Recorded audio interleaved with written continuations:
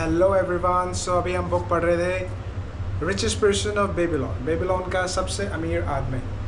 सो हम अभी second chapter पे पहुंचे थे जहाँ पे राजा उसको आदेश देता है रिचेस्ट पर्सन ऑफ बेबीलोन को कि तुम जैसे अमीर बने हो वैसे और लोगों को भी सिखाओ, क्योंकि हमारी जो प्रजा है वो पैसे नहीं कमा पा रही है। तो वो कहता है ठीक है, जैसी आपकी आज्ञा हो। फिर वो राजा उनको 100 आदमी देता है कि इन 100 आदमियों को सिखाओ how to be become rich by what you do, what you have done. So वो 100 लोगों को सिखाता है। तो अभी वो सिखा रहा है कि कैसे जो आप पैसा कमाते हैं उसे कहाँ डालें एसेट्स में, जैसा हमने रिच डैड पुअर डैड में पढ़ा था कि कैसे एसेट में डालें और फिर उस एसेट से जो पैसा आ रहा है उसको कहाँ डालें। तो वही चीज़ वो अभी सिखा रहे हैं एक कहानी से। सो लेट्स सी ये क्या सीखने को मिलता है। So let's begin. हम अभी चॉपिंग करेंगे सब्जियों की, क्योंकि आज संडे है। हम बहुत सारी सब्जियां लेके आए हैं, पूरे हफ्ते की चॉप करके रख देंगे। पूरे हफ्ते हम उनकी चीज़ें बनाएंगे। जैसे अभी मैं राइस बनाने वाला हूँ चॉप्ड सब्जियों की। So let's start. इस समय एक साहूकार के पास चांदी के 10 सिक्के ब्याज पर जमा करा दिए। उसने साहूकार से कहा कि जब उसका पुत्र 20 साल का हो जाए तो वह मूलधन को सूद सहित वापस लौटा दे। साहूकार हर 4 साल में 25% ब्याज देने के लिए तैयार हो गया। किसान अपने पुत्र के लिए यह धन अलग रख रहा था, इसलिए उसने साहूकार से कहा कि वह ब्याज को भी मूलधन में जोड़ता रहे। जब वह लड़का 20 साल का हुआ तो किसान हर बार फिर साहूकार के पास गया और अपनी जमा की गई राशि के बारे में पूछताछ की। साहूकार ने बताया कि चूंकि उसकी रकम चक्रवृद्धि ब्याज से बढ़ रही थी, इसलिए उसने चांदी के जो 10 सिक्के जमा किए थे वे अब बढ़कर 30.5 सिक्के हो गए हैं। यह सुनकर किसान बहुत खुश हुआ। चूंकि उसके पुत्र को अभी धन की जरूरत नहीं थी, इसलिए उसने वह धन साहूकार के पास ही जमा रहने दिया। जब पुत्र 50 साल का हुआ, इस दौरान उसका पिता इस दुनिया से जा चुका था, तो साहूकार ने हिसाब चुकाते हुए पुत्र को चांदी के 175 सिक्के दिए। इस तरह 50 साल में यह निवेश चक्रवर्ती ब्याज के कारण लगभग 17 गुना बढ़ गया। यह खाली पर्स का तीसरा इलाज है। हर सिक्के से मेहनत करवाते रहें जब तक कि यह और सिक्के पैदा न करे। ठीक उसी तरह जिस तरह मवेशी करते हैं, यह सुनिश्चित करें कि हर सिक्के का निवेश आपको आमदनी देता रहे और धन की धारा लगातार आपके पर्स में बहकर आती रहे। चौथा इलाज, अपनी पूंजी की रक्षा करें। अरकाद ने चौथे दिन अपनी कक्षा से कहा, दुर्भाग्य को चमकता निशाना अच्छा लगता है। इंसान को अपने पर्स में रखे धन की दृढ़ता से रक्षा करनी चाहिए। अगर वह ऐसा नहीं करेगा तो धन उसके पास से चला जाएगा। इसलिए समझदारी इसी में है कि पहले वह छोटी रकम को सुरक्षित रखना सीखें। तभी देवताओं को यह विश्वास होगा कि हम बड़ी रकम को सुरक्षित रख पाएंगे। जिसके भी पास धन होता है उसके सामने बहुत से प्रलोभन आते हैं। उसे कई ऐसे अवसर ललचाते हैं जब उसे लगता है कि वह बहुत अच्छी योजनाओं में निवेश करके बहुत लाभ कमा सकता है। अक्सर उसके मित्र और रिश्तेदार ऐसे निवेशों में उत्साह से प्रवेश करते हैं और उसे भी ऐसा ही करने के लिए प्रेरित करते हैं। निवेश का पहला दमदार नियम है आपके मूलधन की सुरक्षा। अगर मूलधन के चले जाने का खतरा हो तो क्या ज़्यादा कमाई के लालच में पड़ना समझदारी है? मुझे इसमें जरा भी समझदारी नजर नहीं आती है। अगर आप इतना बड़ा जोखिम उठाते हैं तो इसकी सजा यह होगी कि शायद आप अपना मूलधन भी गंवा दें। अपनी जमा पूंजी का निवेश करने से पहले सावधानी से जांच पड़ताल करें। पहले पूरी तरह आश्वस्त हो जाएं कि आपकी पूंजी सुरक्षित लौट आएगी। फटाफट अमीर बनने की हवाई इच्छाओं से गलत दिशा में न चले जाएं। किसी व्यक्ति को कर्ज देने से पहले आपको यह सुनिश्चित कर लेना चाहिए कि उसमें कर्ज चुकाने की सामर्थ्य है। यह भी देख लें कि कर्ज चुकाने के बारे में उसकी प्रतिष्ठा कैसी है, ताकि कहीं अनजाने में आप उसे अपनी मेहनत की कमाई तोहफे में न दे रहे हों। किसी भी क्षेत्र में निवेश करने से पहले अपने मूलधन पर मंडराने वाले खतरों के बारे में जान लें। मेरा पहला निवेश दोषपूर्ण और दुखद था। 1 साल तक मैंने मेहनत से जो पैसा बचाया था उसे मैंने अजमर नामक ईंट बनाने वाले को दे दिया था, जो दूर देशों की यात्रा पर जा रहा था। वह इस बात के लिए तैयार हो गया कि वह टायर से मेरे लिए फिनिशियंस के दुर्लभ रत्न खरीद लाएगा। हमारी योजना यह थी कि हम उन रत्नों को ज़्यादा दामों पर बेचकर मुनाफे को आपस में बांट लेंगे। फिनिशियन बदमाश थे और उन्होंने अजमर को रत्नों के बजाय कांच के टुकड़े पकड़ा दिए। मेरी पूरी जमा पूंजी चली गई थी। आज मेरे पास इतना ज्ञान आ चुका है कि मैं तत्काल समझ लूंगा कि रत्न खरीदने के लिए ईंट बनाने वाले पर भरोसा करना मूर्खता है। मैं अपने अनुभवों की समझदारी से आपको यह सलाह देना चाहता हूँ, अति आत्मविश्वास में आकर अपनी पूंजी का ऐसी जगह पर निवेश न करें जहाँ उसके डूबने का खतरा हो। बेहतर यह है कि आप धन के प्रबंधन में अनुभवी लोगों की समझदारी भरी सलाह लें। इस तरह की सलाह मांगने पर मुफ्त मिल जाती है। हो सकता है यह सलाह उतनी ही मूल्यवान साबित हो जितनी रकम का आप निवेश करने जा रहे हैं। सच तो यह है कि अगर यह सलाह आपकी पूंजी को डूबने से बचाती है तो यह आपकी पूंजी जितनी ही मूल्यवान होती है। यह खाली पर्स का चौथा इलाज है। यह इलाज बहुत महत्वपूर्ण है क्योंकि पर्स के भर जाने के बाद यह उसे खाली होने से बचाता है। अपनी जमा पूंजी को नुकसान से बचाएं। सिर्फ वही निवेश करें जहां आपका मूलधन सुरक्षित रहे, जहां आप जब चाहें उसे दोबारा वापस पा सकें और जहां आपको उचित ब्याज लगातार मिलता रहे। बुद्धिमान लोगों से सलाह लें। धन के लाभकारी प्रबंधन में अनुभवी लोगों से सलाह लें। असुरक्षित निवेशों से अपने धन की बुद्धिमत्तापूर्वक रक्षा करें। पांचवा इलाज, अपने घर को लाभकारी निवेश बनाएं। अरकाद ने अपनी कक्षा को 5वां सबक सिखाते हुए कहा, इंसान अपनी कमाई का 10वां हिस्सा इसलिए अलग रखता है ताकि वह भविष्य में जीवन का आनंद ले सके। बहरहाल, अगर वह अपनी आमदनी के बचे हुए 9 हिस्सों में से कुछ बचा सके और उसका लाभकारी निवेश कर सके तो उसका खजाना ज़्यादा तेजी से बढ़ेगा। बेबीलोन के बहुत से लोग अपने परिवारों के साथ किराए के मकानों में रहते हैं। हालांकि उनके आसपास का माहौल अच्छा नहीं रहता है। वे हर महीने किराए के रूप में मकान मालिक को बहुत सा धन देते हैं।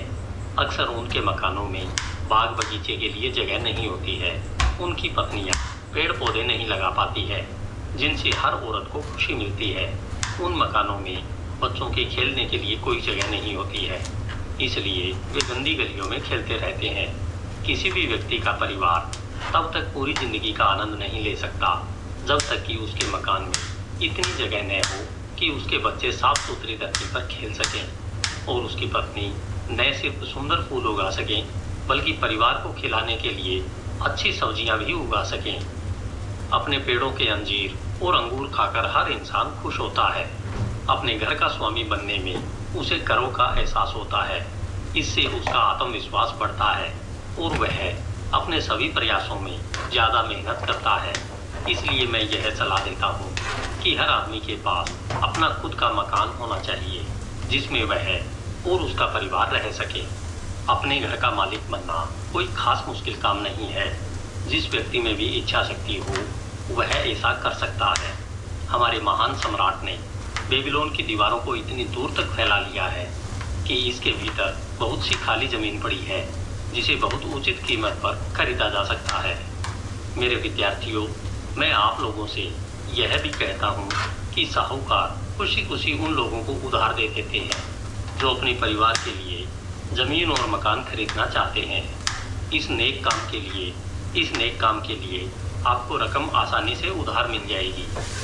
आप ईंट बनाने वाले और मकान बनाने वाले को पैसे देने के लिए उधार ले सकते हैं, बशर्ते आप अपनी तरफ से भी थोड़ी सी जमा पूंजी लगाएं और यह विश्वास दिला दें कि आप कर्ज चुका सकते हैं। तब आपको सच्ची खुशी का एहसास होगा क्योंकि आप एक बहुत मूल्यवान जायदाद के स्वामी बन जाएंगे और उस पर आपका इकलौता खर्च यह होगा कि आपको सम्राट को टैक्स देना होगा। इसके अलावा आपकी पत्नी आपके कपड़े धोने के लिए ज़्यादा बार नदी तक जाएंगी ताकि हर बार लौटते समय वह पौधों में डालने के लिए एक मशक पानी ले सके। इस तरह गृहस्वामी बनने वाले व्यक्ति को बहुत से लाभ होते हैं। इससे उसका खर्च भी बहुत कम हो जाता है। इससे उसकी आमदनी का अधिक हिस्सा उसकी इच्छाओं की संतुष्टि तथा आनंद के लिए उपलब्ध होता है। यह खाली पर्स का 5वां इलाज है। अपने घर के मालिक बने। 6वां इलाज, भावी आमदनी सुनिश्चित करें। अरकाद ने अपनी कक्षा को 6वें दिन संबोधित करते हुए कहा, हर व्यक्ति की जिंदगी बचपन से बुढ़ापे की तरफ चलती है। यह जिंदगी का मार्ग है और इस पर हर एक को चलना पड़ता है जब तक कि देवता उसे असमय ही अपने पास न बुला ले। इसलिए मैं आपसे कहता हूँ कि इंसान को अपने भविष्य या बुढ़ापे के लिए उचित आमदनी की व्यवस्था कर लेना चाहिए। इसके अलावा उसे इस बात की भी व्यवस्था कर लेना चाहिए कि अगर वह इस दुनिया में न रहे तो भी उसके परिवार को सहारा तथा आराम मिलता रहे। आज का सबक आपको सिखाएगा कि बुढ़ापे में भी आपका पर्स कैसे भरा रह सकता है। धन के नियमों के ज्ञान से जो व्यक्ति धन इकट्ठा कर लेता है उसे अपने भविष्य के बारे में विचार करना चाहिए। उसे कुछ ऐसे निवेशों की योजना बनाना चाहिए जो कई साल तक सुरक्षित रूप से बढ़ते रहें और ज़रूरत के समय काम आए, जिसकी उसने समझदारी से पहले ही कल्पना कर ली थी। इंसान कई तरीकों से अपने भविष्य के लिए धन को सुरक्षित रख सकता है। वह अपने खजाने को किसी गुप्त जगह पर जमीन में गाड़ सकता है, परंतु चाहे खजाने को कितने भी चतुराई से छुपाया गया हो, अंत में चोर उसे लूट कर ले जाएंगे। इस वजह से मैं इस योजना की सलाह नहीं देता हूँ। भविष्य के लिए धन सुरक्षित रखने के उद्देश्य से इंसान घर या ज़मीन खरीद सकता है। अगर समझदारी से घर या ज़मीन को चुना जाए ताकि भविष्य में भी उसकी उपयोगिता तथा मूल्य में वृद्धि हो, तो ऐसा करना लाभकारी है। भविष्य में इस जायदाद को बेचकर अपने लक्ष्य को हासिल किया जा सकता है। इसके अलावा इंसान नियमित रूप से साहूकार के पास छोटी छोटी राशियां जमा करके अपने धन को बढ़ा सकता है। साहूकार द्वारा दिया जाने वाला ब्याज जब मूलधन में जुड़ जाएगा तो धनराशि बहुत बढ़ जाएगी। मैं आसन नाम के मोची को जानता हूँ। कुछ समय पहले उसने मुझे बताया था कि 8 साल से हर सप्ताह वह साहूकार के पास चांदी के 2 सिक्के जमा कर रहा है। साहूकार ने उसे हाल ही में उसका हिसाब बताया, जिसे सुनकर वह बहुत खुश हुआ। उसने जो छोटी छोटी राशियां जमा की थी वे हर 4 साल में 25% ब्याज की आम दर से बढ़कर अब चांदी के 1040 सिक्कों में बदल गई है। मैंने खुश होकर उसे आगे भी बचत करने के लिए प्रोत्साहित किया। अपने अंकों के ज्ञान से मैंने उसे बताया कि अगर वह 12 साल तक हर हफ्ते चांदी के 2 सिक्के जमा करता रहेगा तो साहूकार उसे चांदी के 4000 सिक्के देगा और इतनी रकम उसकी पूरी जिंदगी के खर्च के लिए पर्याप्त होगी। जब नियमित रूप से जमा करने पर छोटी राशि इतने लाभकारी परिणाम देती है तो किसी व्यक्ति का व्यवसाय या निवेश कितना ही समृद्ध हो, उसे यह व्यवस्था कर लेना चाहिए कि उसके बुढ़ापे और परिवार की रक्षा के लिए पर्याप्त दौलत हो। मेरी इच्छा होती है कि मैं इसके बारे में और भी कुछ कहूँ।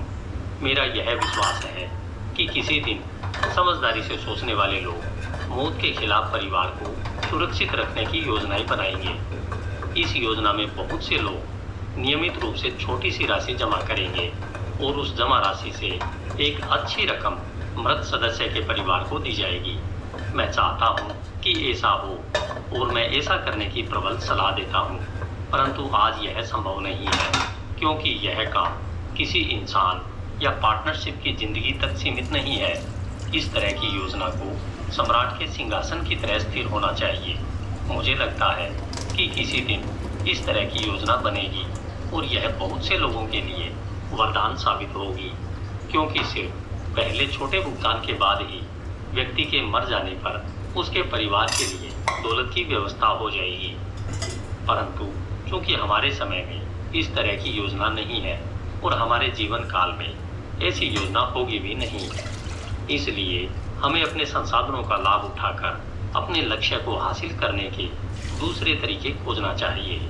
इसी वजह से मैं सब लोगों को सुझाव देता हूँ कि वे अच्छी तरह सोचकर समझदारीपूर्ण तरीकों से अपने बुढ़ापे के लिए धन की व्यवस्था कर लें, क्योंकि जब कोई आदमी कमा नहीं सके या जब परिवार का मुखिया चला जाए तो खाली पर्स बहुत दुख का कारण बन जाता है। तो खाली पर्स का 6वां इलाज है अपने बुढ़ापे और अपने परिवार की रक्षा के लिए पहले से ही व्यवस्था कर लें। 7वां इलाज, अपनी आमदनी की क्षमता बढ़ाएं। अर्काद ने 7वें दिन अपनी कक्षा को संबोधित करते हुए कहा, मेरे विद्यार्थियों, आज मैं आपको खाली पर्स का एक सटीक उपचार बताने जा रहा हूँ, परंतु आज मैं धन के बारे में नहीं बल्कि आपके बारे में बातें करूँगा जो अलग अलग रंगों के कपड़ों में मेरे सामने बैठे हैं। मैं इंसान के दिमाग और जिंदगी की उन चीज़ों के बारे में बातें करूँगा जो उसकी सफलता के समर्थन या विरोध में काम करती है। कुछ समय पहले एक युवक मेरे पास उधार मांगने आया। जब मैंने उससे पूछा कि उसे इसकी ज़रूरत क्यों पड़ी, तो उसने जवाब दिया कि उसके खर्च उसकी आमदनी से ज़्यादा है। इस पर मैंने उससे कहा कि ऐसी स्थिति में कोई भी साहूकार उसे कर्ज नहीं देगा जब तक कि उसके पास अतिरिक्त धन कमाने की क्षमता न हो जिससे वह अपना कर्ज चुका सके। मैंने उससे कहा, तुम्हें अपनी आमदनी बढ़ाना चाहिए। कमाने की अपनी क्षमता को बढ़ाने के लिए तुमने क्या किया है? युवक ने कहा, मैंने वह सब किया है जो मैं कर सकता हूँ। 2 महीनों में 6 बार मैंने अपने मालिक के पास जाकर अपनी तनख्वाह बढ़ाने का आग्रह किया, परंतु मुझे सफलता नहीं मिली। कोई भी व्यक्ति इससे ज़्यादा बार यह अनुरोध नहीं कर सकता। हम उसके भोलेपन पर हंस सकते हैं, परंतु उस युवक में आमदनी को बढ़ाने के लिए आवश्यक एक महत्वपूर्ण गुण था। उसमें ज़्यादा कमाने की प्रबल इच्छा थी, जो बहुत उचित और सराहनीय है। उपलब्धि से पहले उसकी इच्छा होना चाहिए। आपकी इच्छाएं प्रबल और निश्चित होनी चाहिए। सामान्य इच्छाएं सिर्फ कमज़ोर चाहत होती है। अगर किसी इंसान में सिर्फ अमीर बनने की चाहत है तो उससे कोई फायदा नहीं होगा, परंतु जिस व्यक्ति में 5 स्वर्ण मुद्राएं कमाने की इच्छा है, उसकी इच्छा निश्चित है और वह इसे पूरा कर सकता है। जब वह इसे हासिल करने के लिए लक्ष्य की शक्ति का प्रयोग करेगा और सफल हो जाएगा, तो अगली बार वह 10 स्वर्ण मुद्राएं कमाने के लिए उन्हीं तरीकों का प्रयोग कर सकता है, फिर 20 मुद्राओं के लिए और बाद में 1000 मुद्राओं के लिए, और देखते ही देखते वह अमीर बन जाएगा। अपनी एक निश्चित छोटी इच्छा को पूरी करना सीखकर उसने बड़ी इच्छा पूरी करने का प्रशिक्षण पा लिया है। इसी प्रक्रिया से दौलत हासिल की जाती है, पहले छोटी राशि फिर उससे बड़ी राशि, जब तक कि इंसान सीख कर ज़्यादा सक्षम नहीं बन जाता। इच्छाएं आसान और निश्चित होना चाहिए। अगर वे बहुत ज़्यादा या बहुत जटिल हों या ऐसी हों जिन्हें हासिल करने का प्रशिक्षण उस व्यक्ति के पास न हो, तो सफलता नहीं मिलती है। जब मनुष्य अपने काम में ज़्यादा कुशल बनता है तो वह अपनी कमाने की क्षमता को भी बढ़ा लेता है। जब मैं गरीब नकल नवीस था तो हर दिन कुछ सिक्कों के बदले में मृदा पत्थर लिखता था, तो मैंने देखा कि कुछ नकल नवीस मुझसे ज़्यादा काम करते थे और इस कारण उन्हें मुझसे ज़्यादा आमदनी होती थी। इसलिए मैंने यह संकल्प किया कि मैं भी उनके जितना काम करूँगा। उनका ज़्यादा सफल होने के कारण जानने में मुझे ज़्यादा समय नहीं लगा। मैंने अपने काम में ज़्यादा रुचि ली, एकाग्रता से काम किया, अपने प्रयास में ज़्यादा लगन का प्रयोग किया, और देखते ही देखते मैं जितने मृदा पत्रों पर लिखता था, बहुत कम लोग उससे ज़्यादा लिख सकते थे। जल्दी ही मुझे अपनी बढ़ी हुई क्षमता की वजह से पुरस्कार मिला। अपनी क्षमता बढ़वाने के लिए मुझे अपने मालिकों के पास 6 बार जाने की जरूरत भी नहीं पड़ी। हमारे पास जितना ज्ञान होता है, हम उतना ही ज़्यादा कमा सकते हैं। जो व्यक्ति अपनी कला में ज़्यादा निपुणता हासिल करने की कोशिश करता है, उसे उसके अच्छे पुरस्कार मिलते हैं। अगर वह कारीगर है तो वह अपने व्यवसाय में सर्वाधिक योग्य व्यक्ति से सीख सकता है। अगर वह कानून या उपचार के क्षेत्र में मेहनत करता है तो वह अपने व्यवसाय के बाकी लोगों से विचार विमर्श कर सकता है या उनकी सलाह ले सकता है। अगर वह व्यापारी है तो वह लगातार अच्छी चीज़ों की तलाश कर सकता है जिन्हें कम कीमतों पर खरीदा जा सके। मनुष्य की स्थितियाँ हमेशा बदलती और सुधरती रहती है, क्योंकि बुद्धिमान लोग नई योग्यताएं सीखते रहते हैं ताकि वे बेहतर ढंग से उनकी सेवा कर सके, जिनके संरक्षण पर उनकी प्रगति निर्भर है। इसलिए मैं सभी व्यक्तियों से आग्रह करता हूँ कि वे प्रगति की पहली कतार में खड़े रहें और स्थिर न रहें, क्योंकि स्थिर खड़े रहने पर वे पीछे रह जाएंगे। बहुत सी चीज़ें इंसान की ज़िंदगी को लाभकारी अनुभव से समृद्ध बनाती है। अगर किसी इंसान में आत्मसम्मान है तो उसे आगे बताए गए काम करना चाहिए। उसे अपना कर्ज यथासंभव शीघ्रता से चुकाना चाहिए और ऐसी चीज़ें नहीं खरीदना चाहिए जिनका वह भुगतान न कर पाए। उसे अपने परिवार की अच्छी देखभाल करना चाहिए ताकि वे उसके बारे में अच्छे विचार रखें और अच्छी बातें कहें। उसे अपनी वसीयत कर देना चाहिए ताकि जब देवता उसे अपने पास बुला लें तो उसकी जायदाद का उचित और गरिमापूर्ण बंटवारा हो सके। उसे दुर्भाग्य के शिकार लोगों पर दया करना चाहिए और तार्किक सीमाओं के भीतर उनकी मदद करना चाहिए। उसे अपने प्रियजनों के प्रति विचारपूर्वक काम करना चाहिए। इस तरह खाली पर्स का 7वां और अंतिम इलाज है अपनी शक्तियों का विकास करना, अधिक बुद्धिमान तथा योग्य बनने के लिए अध्ययन करना, आत्मसम्मान से काम करना। ऐसा करने पर आप में यह आत्मविश्वास आ जाएगा कि आप सावधानीपूर्वक सोची गई इच्छाओं को पूरा कर सकें। तो खाली पर्स के 7 इलाज ये है जो मैंने लंबे और सफल जीवन के अनुभव से सीखे हैं। मैं दौलत चाहने वाले सभी लोगों से इन पर अमल करने का आग्रह करता हूँ। मेरे मित्रों, बेबीलोन में इतना सोना भरा पड़ा है जिसकी आप कल्पना भी नहीं कर सकते। यहाँ पर सबके लिए प्रचुर दौलत है। आगे बढ़ें और इन सच्चाइयों पर अमल करें ताकि आप समृद्ध और दौलतमंद बन सकें, जो आपका अधिकार है। आगे बढ़ें और इन सच्चाइयों को दूसरे लोगों को भी सिखाएं ताकि हमारे सम्राट का हर सम्मानित नागरिक हमारे प्रिय शहर की अपार दौलत में सहभागी बन सके। धन्यवाद। HindiAudiobook.com। अध्याय 4 सौभाग्य की देवी से मिलें।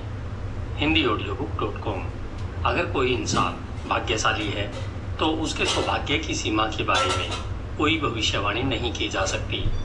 अगर उसे नदी में भी फेंक दिया जाए तो वह सिर्फ वह तैरकर बाहर निकल आएगा, बल्कि उसके हाथ में एक मोती भी होगा। बेबीलोन की कहावत। हर व्यक्ति सौभाग्यशाली बनना चाहता है। आज से 4000 साल पहले प्राचीन बेबीलोन में भी मनुष्यों के मन में सौभाग्यशाली बनने की इच्छा इतनी प्रबल थी जितनी आज के इंसान के मन में है। हम सब चाहते हैं कि सौभाग्य की चंचल देवी हम पर मेहरबान हो जाए। क्या कोई ऐसा तरीका है जिसे हम उस देवी को अपनी ओर आकर्षित कर सकें और उसके कृपा पात्र बन सकें? क्या कोई ऐसा तरीका है जिससे न सिर्फ हम उस देवी का ध्यान खींच सकें बल्कि उसके उदार वरदान भी पा सकें? क्या सौभाग्यशाली बनने का कोई तरीका है? प्राचीन बेबीलोन के व्यक्तियों के मन में भी यही सवाल उठा। उन्होंने यह पता लगाने का फैसला किया। वे चतुर और विचारवान थे। इसी वजह से उनका शहर अपने समय का सबसे समृद्ध और शक्तिशाली शहर बना। उस पुराने समय में स्कूल या कॉलेज नहीं थे। बहरहाल बेबीलोन में ज्ञान का एक केंद्र था और वह सैद्धांतिक नहीं बल्कि बहुत व्यवहारिक था। बेबीलोन की ऊंची इमारतों में एक इमारत सम्राट के महल, हैंगिंग गार्डन और देवी देवताओं के मंदिरों जितनी महत्वपूर्ण थी। आपको इतिहास की पुस्तकों में इसका बहुत कम जिक्र मिलेगा। इस बात की बहुत संभावना है कि आपको इसका जिक्र मिलेगा ही नहीं। बहरहाल इस इमारत का उस युग के चिंतन पर बहुत प्रबल असर हुआ। यह इमारत ज्ञान का मंदिर थी जहाँ स्वयंसेवी शिक्षक ज्ञान प्रदान करते थे। यहाँ सार्वजनिक रुचि के विषयों पर खुले मंच पर विचार विमर्श होता था। इसकी दीवारों के भीतर सभी व्यक्ति बराबर होते थे। सबसे गरीब सेवक भी अपने तर्कों से शाही घराने के राजकुमार के विचारों को गलत साबित कर सकता था। ज्ञान के मंदिर में कई लोग नियमित रूप से जाते थे। इनमें से एक अरकाद नामक बुद्धिमान आदमी था जिसे बेबीलोन का सबसे अमीर आदमी कहा जाता था। उसका अपना विशेष हाल था जहां लगभग हर शाम को बहुत से लोग रोचक विषयों पर चर्चा और बहस करने के लिए इकट्ठे होते थे। इन लोगों में कुछ वृद्ध और कुछ युवा भी थे, परंतु अधिकांश अधेड़ थे। बेहतर होगा कि हम उनकी बातें सुनें ताकि हम यह जान सकें कि क्या वे सौभाग्य या खुशकिस्मती को आकर्षित करने का तरीका जानते थे। जब अरकाद अपने मंच पर आया तो सूरज रेगिस्तानी धूल की धुंध के बीच आग की बड़ी लाल गेंद की तरह चमकते हुए अभी अभी डूबा था।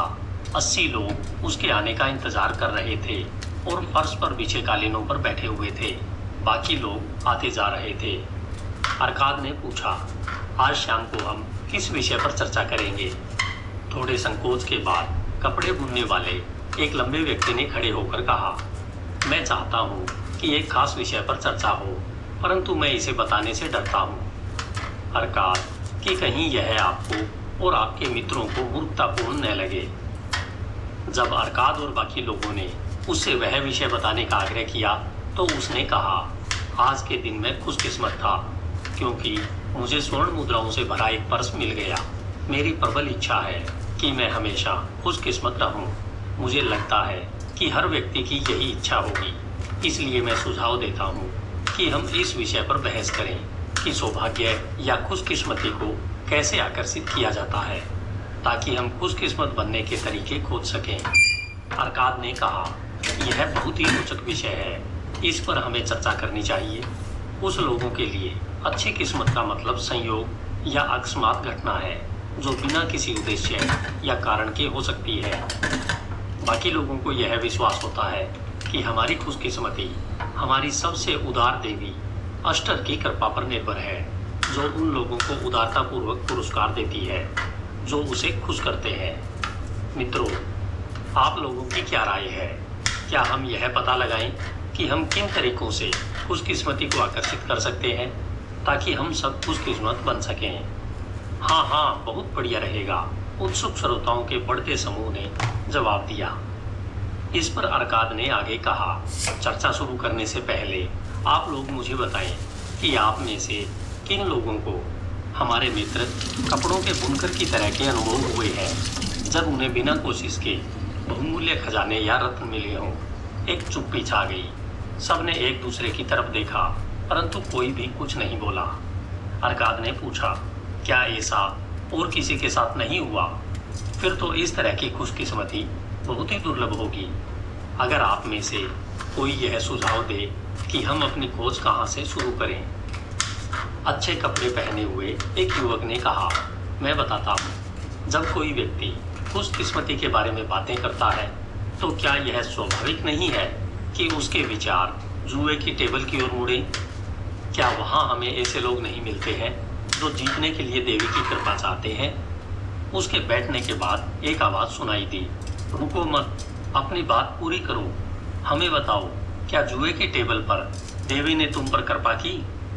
क्या क्यूब में लाल हिस्सा ऊपर आया था और तुमने जुए घर के मालिक से ढेर सारा धन जीता था? या फिर क्यूब का नीला हिस्सा ऊपर आया था जिससे जुए घर का मालिक तुम्हारा मेहनत से कमाया गया धन बटोर कर ले गया था?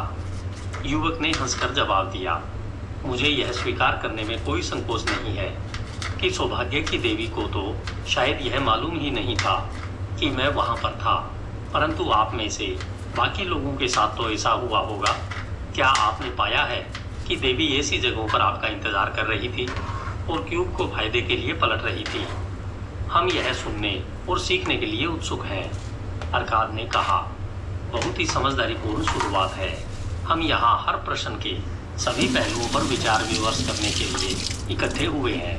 जुए की टेबल को नज़रअंदाज करना अधिकांश लोगों की उस प्रबल भावना को नज़रअंदाज करना है जिसमें व्यक्ति को चांदी के सिक्के दांव पर लगाने के बाद ढेर सारी स्वर्ण मुद्राएं जीतने की आशा करता है। एक अन्य श्रोता ने कहा, इससे मुझे कल की घुड़दौड़ की याद आ गई।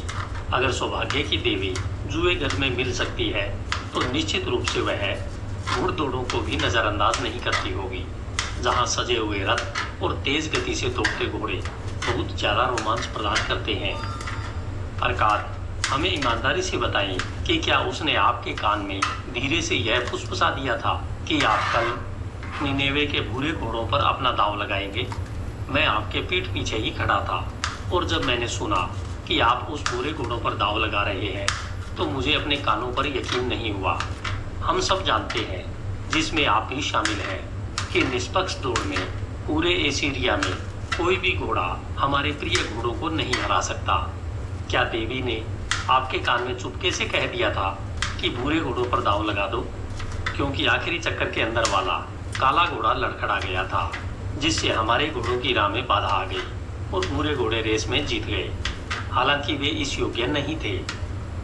अरकाद ने इस ठिठोली पर मुस्कुराते हुए कहा, हमारे पास यह महसूस करने का क्या कारण है कि सौभाग्य की देवी घुड़दौड़ में किसी व्यक्ति के दांव में इतनी रुचि लेंगी? मेरे लिए वे प्रेम और गरिमा की देवी है, जो जरूरतमंद लोगों की मदद करती है और योग्य लोगों को पुरस्कार देती है। मैं जुएगर या गुड़दौड़ों में उनकी तलाश नहीं करता हूँ, जहाँ ज़्यादातर लोग धन कमाने के बजाय कमाते हैं। इसके बजाय मैं दूसरी जगहों पर उनकी तलाश करता हूँ, जहाँ इंसानों के काम ज़्यादा महत्वपूर्ण और पुरस्कार के योग्य होते हैं। चाहे खेती हो या ईमानदारी से किया जाने वाला व्यवसाय, सभी कामों में इंसान के पास अपनी कोशिशों और सौदों के लाभ कमाने का अवसर होता है। शायद हमेशा उसे पुरस्कार नहीं मिलेगा, क्योंकि कई बार उसका निर्णय गलत हो सकता है और कई बार हवाएं और मौसम उसकी कोशिशों पर पानी फेर सकते हैं। बहरहाल, अगर उसमें लगन होगी तो आमतौर पर उसे हमेशा लाभ होगा, क्योंकि लाभ का अवसर हमेशा उसके पक्ष में होता है। परंतु जब कोई व्यक्ति जुए की टेबल पर जुआ खेलता है तो स्थिति उल्टी होती है। यहाँ पर लाभ का अवसर हमेशा जुएगर के मालिक के पक्ष में होता है। जुआ इस तरह से खिलाया जाता है ताकि वह हमेशा मालिक के पक्ष में रहे। यह उसका व्यवसाय है, जिसमें वह खिलाड़ियों के दांव से लाभ कमाने की योजना बनाता है। जुआ खेलने वाले बहुत कम लोग यह बात जानते हैं कि जुएगर के मालिक का लाभ कितना सुनिश्चित होता है और उसके जीतने की संभावना कितनी निश्चित होती है। उदाहरण के लिए, हम क्यूब पर लगाए गए दांव के बारे में विचार करें। जब भी इसे फेंका जाता है तो हम इस बात पर दांव लगाते हैं कि कौन सा हिस्सा सबसे ऊपर आएगा। लाल हिस्सा आने पर जुएगर का मालिक हमें दांव पर लगे धन का 4 गुना देगा। परंतु अगर बाकी 5 हिस्सों में से कोई भी हिस्सा ऊपर आता है तो हमने दांव पर जो पैसा लगाया था वह डूब जाएगा।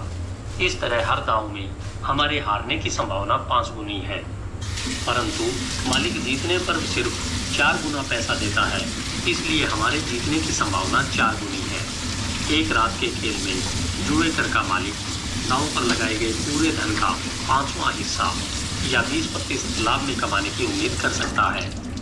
जब स्थिति इस प्रकार की हो जिसमें व्यक्ति अपने लगाए गए सभी दावों पर 20% धन गंवा दे, तो वह सिर्फ कभी कभार ही जीतने की उम्मीद कर सकता है।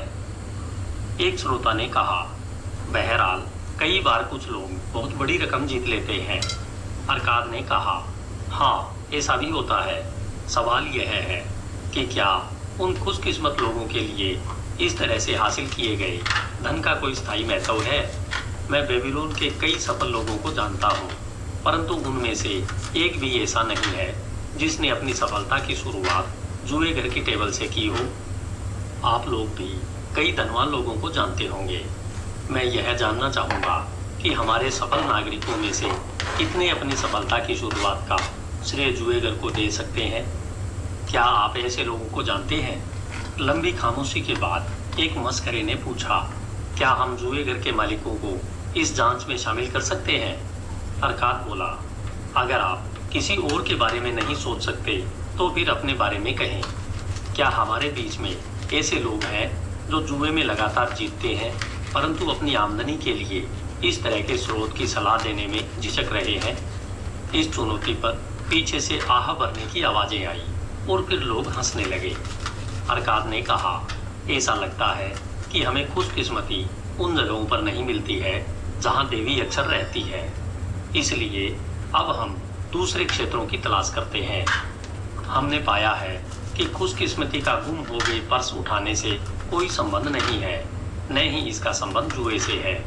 जहाँ तक घुड़दौड़ का सवाल है, मैं यह स्वीकार करना चाहता हूँ कि मैंने इसमें जितना धन जीता है उससे बहुत ज़्यादा धन कमाया है। अब हम अपने व्यवसायों पर विचार करते हैं। जब हम कोई लाभकारी सौदा करते हैं तो क्या यह स्वाभाविक नहीं है कि हम इसे खुशकिस्मती मानने के बजाय अपनी मेहनत का उचित पुरस्कार मानते हैं? मैं सोचता हूँ कि ऐसा करके हम देवी के उपहारों को नज़रअंदाज कर देते हैं। शायद वे सचमुच हमारी मदद करती है, परंतु हम उनकी उदारता के लिए उनके शुक्रगुजार नहीं होते हैं। कौन इस विषय पर चर्चा आगे बढ़ा सकता है? इस पर एक वृद्ध व्यापारी उठा और अपने सफ़ेद वस्त्र की सिलवटें ठीक करते हुए बोला, अरकाद, आपकी और अपने मित्रों की अनुमति से मैं एक सुझाव देना चाहता हूँ। जैसा आपने कहा है, अगर हम अपने व्यापार की सफलता के लिए अपनी मेहनत और योग्यता को श्रेय देते हैं तो उन सफलताओं और बहुत लाभदायक चीज़ों के बारे में क्यों न सोचें जो हमें लगभग मिलने वाली थी। परंतु आखिरी मिनट पर नहीं मिले। अगर वे सचमुच हो जाती तो वे खुशकिस्मती का दुर्लभ उदाहरण होती। चूंकि वे पूर्ण नहीं हो पाई, इसलिए हम उसे अपना उचित पुरस्कार नहीं मान सकते। निश्चित रूप से यहाँ बैठे कई लोग इस तरह के अनुभव बता सकते होंगे। अरकाद ने सहमत होते हुए कहा, यह समझदारी भरा सुझाव है। खुशकिस्मती आप में से कितनों की मुट्ठी में थी, परंतु आखिरी मिनट पर फिसल गई। कई हाथ उठे, जिनमें उस व्यापारी का हाथ भी था। अरकाद ने उसे बोलने का मौका दिया। चूंकि आपने ही यह सुझाव दिया है, इसलिए हम सबसे पहले आपके मुंह से इसके बारे में सुनना चाहेंगे। व्यापारी ने कहा, मैं खुशी खुशी अपने जीवन की एक घटना बताऊंगा। इससे आप यह जान जाएंगे कि खुशकिस्मती के करीब आने पर इंसान अंधों की तरह उसे अपने हाथ से निकल जाने देता है, जिससे उसे नुकसान होता है और वह बाद में पछताता है। कई साल पहले मैं युवा था और मेरी कुछ समय पहले ही शादी हुई थी। उन दिनों मैं कमाना शुरू कर रहा था। एक दिन मेरे पिताजी मेरे पास आए और उन्होंने जोर देकर मुझसे कहा कि मैं एक योजना में अपने धन का निवेश कर दूं। उनके एक अच्छे मित्र के पुत्र ने भूमि का एक खाली टुकड़ा देखा था, जो हमारे शहर की बाहरी दीवारों से ज्यादा दूर नहीं था। वह टुकड़ा नहर के काफी ऊपर था और वहां पानी नहीं पहुंच सकता था। मेरे पिता के मित्र के पुत्र ने एक योजना बनाई कि वह इस जमीन को खरीद लेगा, बैलों द्वारा चलने वाले 3 बड़े रहट बनाएगा और इस तरह से जीवनदायी पानी को उपजाऊ भूमि तक पहुंचाएगा। उसकी योजना यह थी कि ऐसा करने के बाद वह इस जमीन के प्लाट काट देगा और शहर के नागरिकों को सब्जी उगाने के लिए बेच देगा। मेरे पिता के मित्र के पुत्र के पास इस काम के लिए पर्याप्त धन नहीं था। मेरी ही तरह उसकी आमदनी भी सामान्य थी। उसके पिता भी मेरे पिता की तरह ही बड़े परिवार और कम संसाधनों वाले थे, इसलिए उसने कुछ लोगों को अपना पार्टनर बनाने का फैसला किया।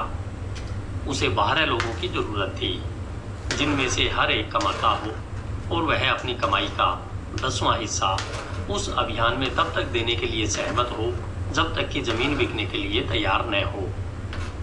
योजना यही थी कि जमीन बिकने के बाद सब लोग अपने निवेश के अनुपात में लाभ को आपस में बांट लेंगे। मेरे पिता ने मुझसे कहा, बेटे तुम अभी जवान हो, मेरी यह प्रबल इच्छा है कि तुम अपने लिए बहुमूल्य जायदाद बना लो ताकि लोग तुम्हारा सम्मान करें। अपने पिता की नासमझी और गलतियों के ज्ञान से लाभ उठाओ। मैंने जवाब दिया, मेरी भी यह प्रबल इच्छा है, तो मैं तुम्हें यह सलाह देता हूँ, वह करो जो मुझे तुम्हारी उम्र में करना चाहिए था। अपनी आमदनी के 10वें हिस्से को लाभकारी निवेशों के लिए अलग रख दो। अपनी आमदनी के इस 10वें हिस्से और इससे मिलने वाले ब्याज की मदद से मेरी पहुंचने से पहले तुम बहुमूल्य उम्र तक जायदाद बना सकते हो। पिताजी, आपने बहुत समझदारी की बात कही है। मैं अमीर बनना चाहता हूँ, परंतु मेरी आमदनी के साथ बहुत से खर्चे भी जुड़े हैं, इसलिए मैं आपके सुझाव पर अमल करने से झिझक रहा हूँ। मैं अभी जवान हूँ, अभी मेरे पास बहुत समय है। तुम्हारी उम्र में मैंने भी यही सोचा था, परंतु देखो साल गुजरते चले गए और मैं शुरुआत भी नहीं कर पाया।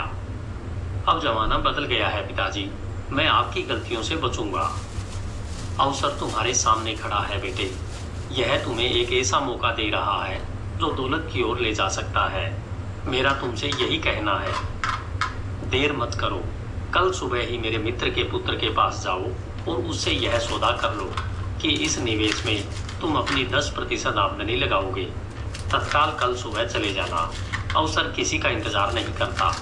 आज यह सामने होता है परंतु कल दूर चला जाता है, इसलिए देर मत करो। अपने पिता की सलाह के बावजूद मैं झिझकता रहा। पूर्वी देशों से व्यापारी नए सुंदर वस्त्र लाए थे जो इतने आकर्षक और बढ़िया लग रहे थे कि मैंने और मेरी पत्नी ने महसूस किया कि हमें उन्हें खरीद लेना चाहिए।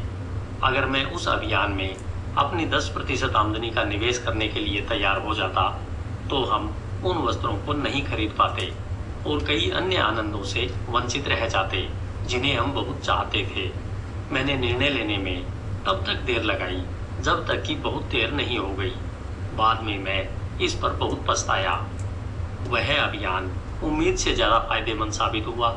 मेरी कहानी यह बताती है कि मैंने किस तरह खुशकिस्मती को अपने पास से निकल जाने दिया।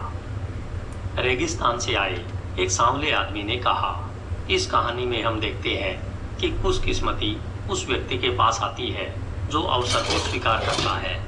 जायदाद बनाने के लिए हमेशा एक शुरुआत करना पड़ती है। शुरू में यह सोने या चांदी के कुछ सिक्कों तक सीमित होती है, जिन्हें आदमी अपनी आमदनी में से बचाकर अपना पहला निवेश करता है। मैं खुद कई मवेशियों का मालिक हूँ। मवेशी पालने की शुरुआत मैंने बचपन में ही कर दी थी, जब मैंने चांदी के एक सिक्के से एक बछिया खरीदी थी। चूंकि यह मेरी दौलत की शुरुआत थी, इसलिए मेरे लिए यह बहुत महत्वपूर्ण थी। पहली शुरुआत के बाद जायदाद बनाना खुशकिस्मती से हर इंसान के बूते की बात है। पहला कदम बहुत महत्वपूर्ण है। इस कदम को उठाने के बाद इंसान मेहनत से धन कमाने वाले व्यक्ति के बजाय अपने निवेश से लाभ कमाने वाले व्यक्ति में बदल जाता है।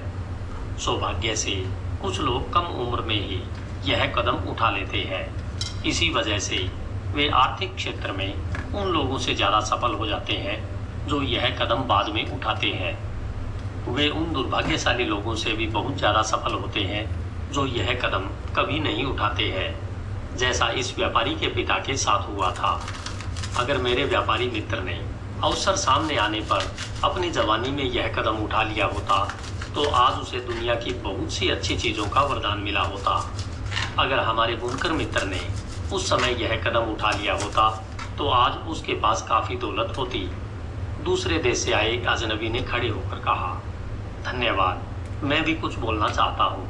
मैं सीरिया का हूँ। मैं आपकी भाषा अच्छी तरह नहीं बोल पाता हूँ। मैं इस व्यापारी मित्र को एक नाम से पुकारना चाहता हूँ।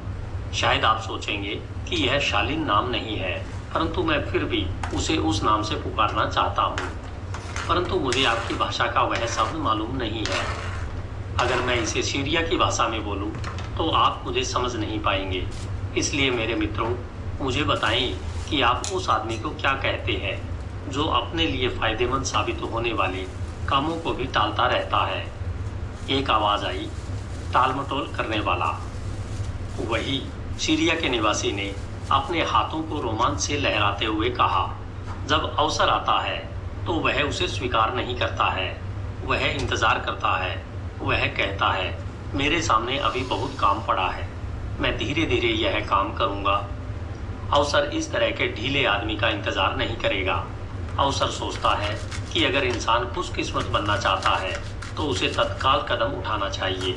अवसर सामने आने पर जो व्यक्ति तत्काल कदम नहीं उठाता है वह हमारे व्यापारी मित्र की तरह टालमटोल करने वाला होता है। व्यापारी उठकर खड़ा हुआ और सिर झुकाकर लोगों की हंसी पर प्रतिक्रिया करते हुए बोला, अजनबी, आप हमारे मेहमान हैं। मैं आपकी प्रशंसा करता हूँ जो आपने सच्ची बात बोलने में जरा भी हिचक नहीं दिखाई। अरकाद ने कहा, खोए हुए अवसर की एक और कहानी हमें कौन सुनाएगा? लाल वस्त्र पहने एक अधेड़ व्यक्ति ने कहा, मैं सुनाऊंगा। मैं मवेशियों का खरीदार हूँ, खासतौर पर ऊँटों और घोड़ों का।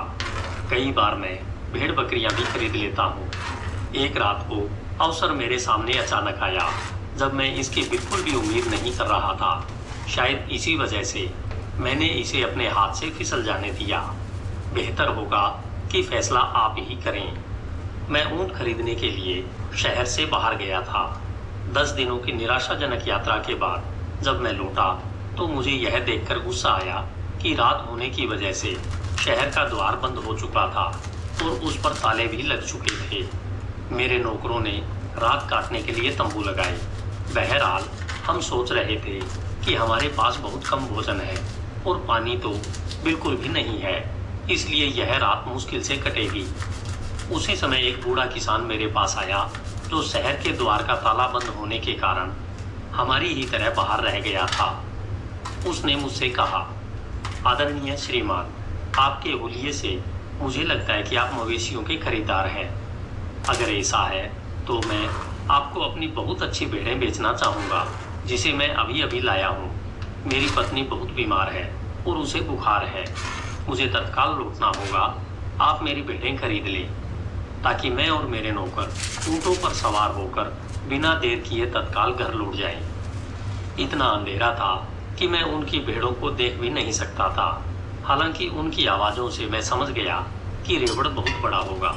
मैंने ऊँटों की तलाश में अपने 10 दिन बर्बाद कर दिए थे, परंतु मुझे अच्छे ऊँट नहीं मिल पाए थे। इसलिए मैं उसके साथ खुशी खुशी सौदेबाजी करने के लिए तैयार हो गया। वह मुश्किल में था, इसलिए उसने बहुत ही वाजिब दाम मांगा। मैंने वह सौदा मंजूर कर लिया, क्योंकि मैं अच्छी तरह जानता था कि मेरे नौकर सुबह भेड़ों को हाँककर शहर में ले जाएंगे और उन्हें बेचने से हमें काफ़ी लाभ होगा। सौदा होने के बाद मैंने अपने नौकरों से मशालें लेकर आने को कहा, ताकि हम किसान की 900 भेड़ों को गिन सकें। मित्रों, मैं आपको यह वर्णन सुनाकर बोर नहीं करूंगा कि इतनी सारी प्यासी, भूखी और बेचैन भेड़ों को गिनने में हमें कितनी मुश्किलें आई। यह एक असंभव काम साबित हो रहा था। इसलिए मैंने उस किसान से साफ साफ कह दिया कि सुबह होने के बाद मैं भेड़ें गिनूंगा, तभी उसे पैसे दूंगा। उसने आग्रह किया, मेहरबानी करके आप आज रात को मुझे 2/3 कीमत ही दे दें, ताकि मैं अपने घर लौट सकूं। मैं अपने सबसे समझदार और शिक्षित सेवक को आपके पास छोड़ जाऊंगा, जो सुबह भेड़ गिनने में आपकी मदद करेगा। वह विश्वसनीय है और आप बाकी का 1/3 पैसा उसे दे सकते हैं। परंतु मैंने जिद पकड़ ली और रात को पैसे देने से इनकार कर दिया। अगली सुबह मेरे उठने से पहले ही शहर का द्वार खुला और 4 खरीदार भेड़ों की तलाश में बाहर भागते हुए आए। वे बहुत उत्सुक थे और ऊंची कीमतें देने को तैयार थे, क्योंकि शहर पर युद्ध की घेराबंदी का खतरा मंडरा रहा था और भोजन पर्याप्त नहीं था। किसान मुझे जितनी कीमत पर भेड़ें देने के लिए तैयार हुआ था, उसे लगभग 3 गुना ज़्यादा कीमत मिली। यह बहुत ही बढ़िया अवसर था, जो मैंने अपने हाथों से गंवा दिया। अरकाद ने टिप्पणी की, यह बहुत ही असामान्य कहानी है। इससे हमें क्या शिक्षा मिलती है? घोड़े की जीन बनाने वाले ने कहा, इससे हमें यह शिक्षा मिलती है कि जब हमें विश्वास हो कि हमारा सौदा समझदारीपूर्ण है, तो हमें तत्काल पैसे दे देना चाहिए। अगर सौदा अच्छा है, तो आपको दूसरों के अलावा खुद की कमजोरियों से भी अपनी रक्षा करने की जरूरत होती है। इंसानों के विचार बदलते रहते हैं।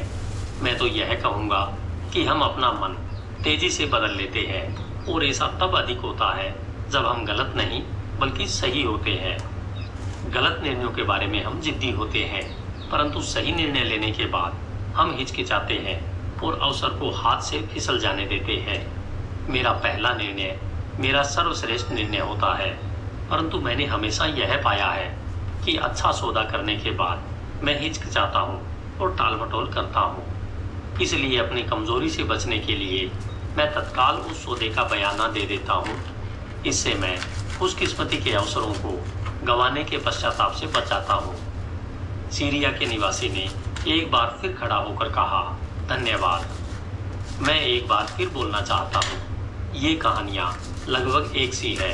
हर बार अवसर एक ही कारण से दूर भाग जाता है। हर बार वह टालमटोल करने वाले के पास आता है और एक अच्छी योजना पेश करता है। हर बार टालमटोल करने वाला हिचकता है। वह यह नहीं कहता कि अभी सबसे अच्छा समय है, मैं यह काम तत्काल कर देता हूँ। इसके बजाय वह टालमटोल करता है। आदमी इस तरह सफल कैसे हो सकता है? खरीदार ने कहा, आपके शब्दों में समझदारी है। खुशकिस्मती इन दोनों की कहानियों में टालमटोल करने के कारण दूर भाग गई थी। बहरहाल यह सामान्य नहीं है। टालमटोल करने की प्रवृत्ति सब में होती है। हम दौलत चाहते हैं, परंतु जब अवसर हमारे सामने आता है, तो टालमटोल की प्रवृत्ति के कारण हम उसे तत्काल स्वीकार नहीं करते हैं, और इस तरह हम अपने सबसे बड़े दुश्मन बन जाते हैं। अपनी जवानी में मैं टालमटोल शब्द को नहीं जानता था, जो हमारे सीरिया के मित्र को इतना पसंद आया है। मैं पहले तो यह सोचता था कि मेरे गलत निर्णयों के कारण मेरे हाथ से कई लाभदायक सौदे निकल गए। बाद में मैंने अपने जिद्दी स्वभाव को इसके लिए दोष दिया। बहरहाल अंत में मुझे सच्चाई का पता चल गया। मैंने जान लिया कि जब मुझे काम करना चाहिए था, तब मुझे तत्काल और निर्णायक काम करना चाहिए था। तब मैं अनावश्यक रूप से देर कर रहा था। जब मुझे सच्चाई पता चली तो मुझे बहुत चिढ़ हुई। जंगली खच्चर को किसी रथ में जोतने पर वह बहुत कटु हो जाता है। उतनी ही कटुता से मैंने अपनी सफलता के इस दुश्मन से अपना पीछा छुड़ाया। धन्यवाद। मैं अब अपने व्यापारी मित्र से एक सवाल पूछना चाहता हूँ।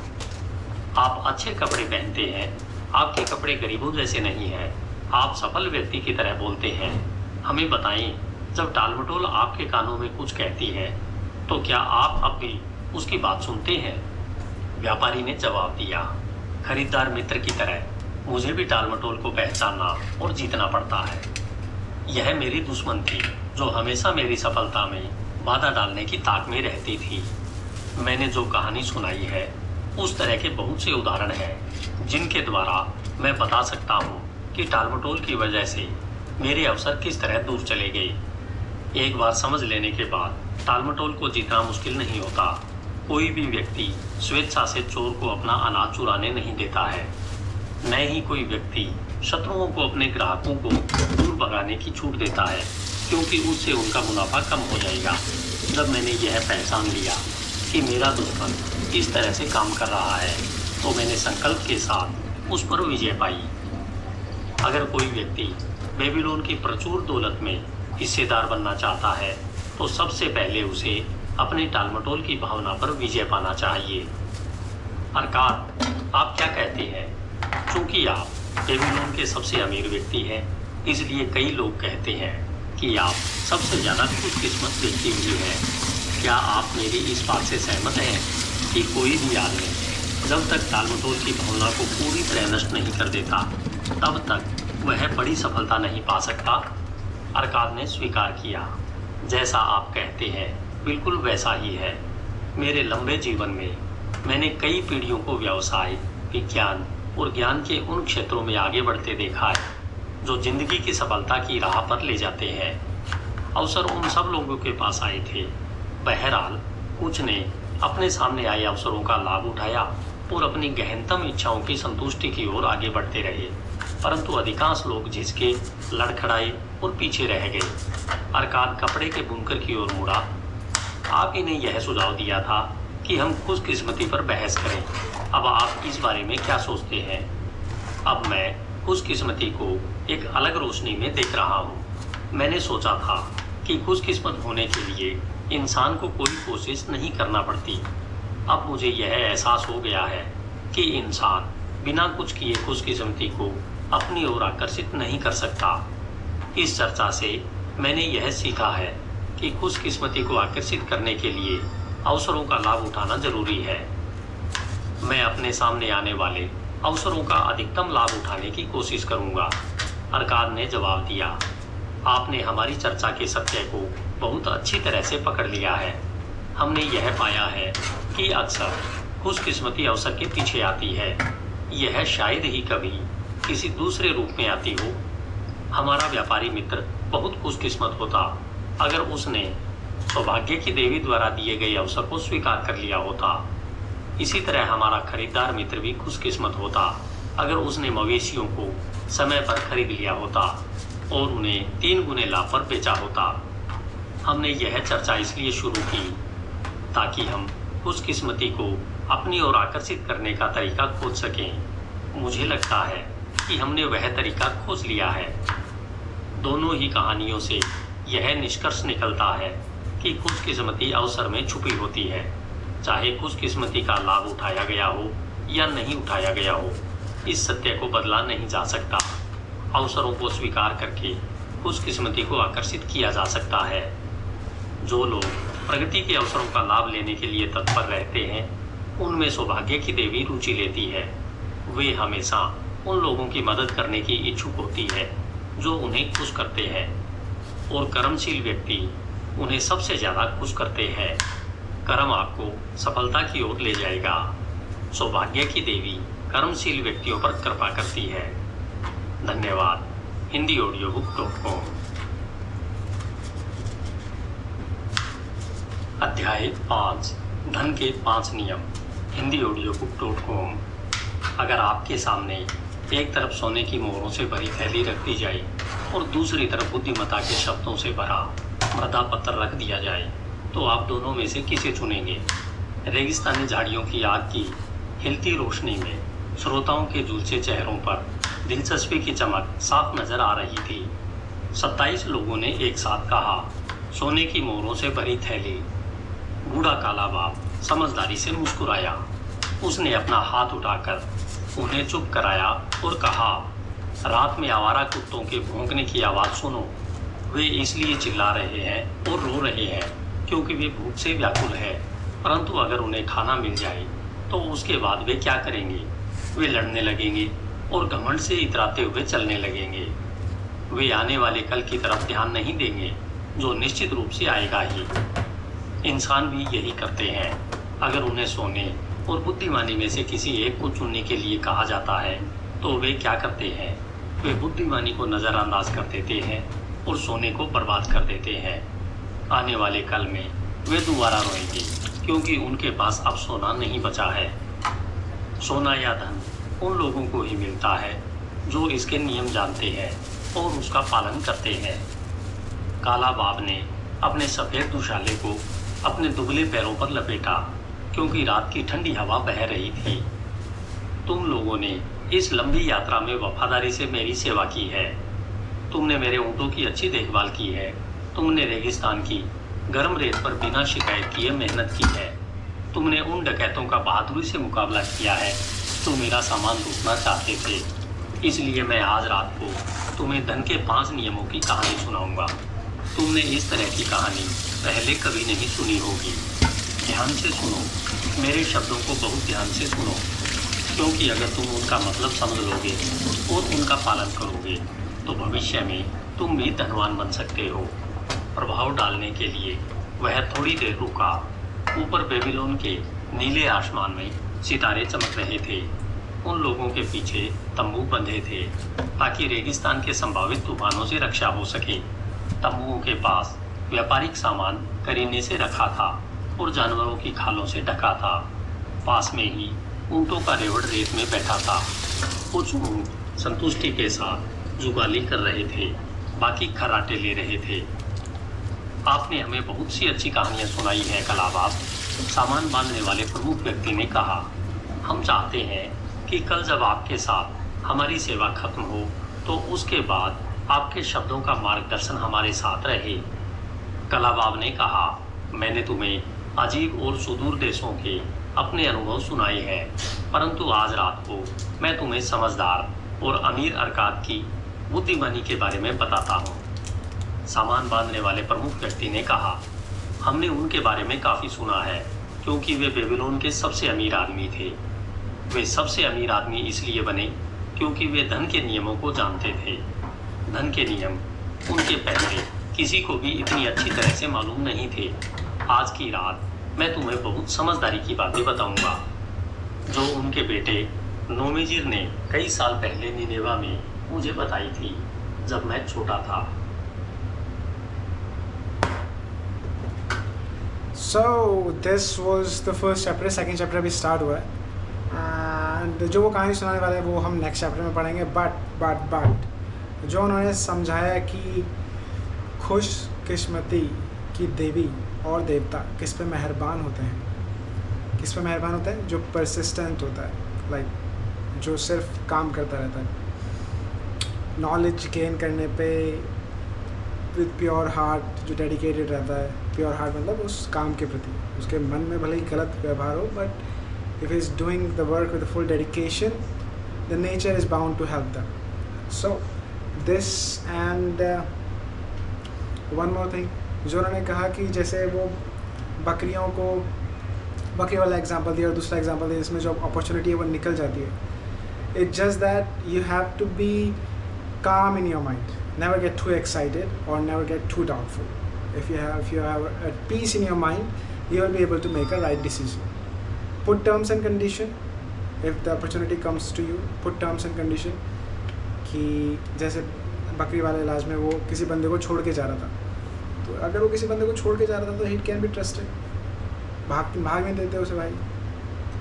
So that's how, you have to be peaceful in your mind when you're making a decision. Calculate everything कि क्या हो सकता है क्या नहीं हो सकता। नेवर गेट टू एक्साइटेड कि वाह ये होने वाला है, और नेवर गेट टू डिप्रेस कि यार ये मैं कहाँ फंस गया, अब मेरा क्या होगा। Never, just be calm, pray to God and you will be fine. So कल से छोटे भाई भी जिम जाने वाला है। तो देखते हैं कल से कैसे मैनेज होगा, क्योंकि खाना खा रहा है, खा ले। चलो सी यू गाइस। अभी हम सेकंड चैप्टर सेकंड या थर्ड था आई गेस, हम नेक्स्ट टाइम में स्टार्ट करेंगे। हमारी शॉपिंग कंप्लीट हो गई पूरे वीक की, तो पूरे वीक हम बिना सोचे समझे खाना बना सकते हैं फटाफट, लाइक तुरंत की तुरंत। सो GoPro स्टॉप रिकॉर्डिंग।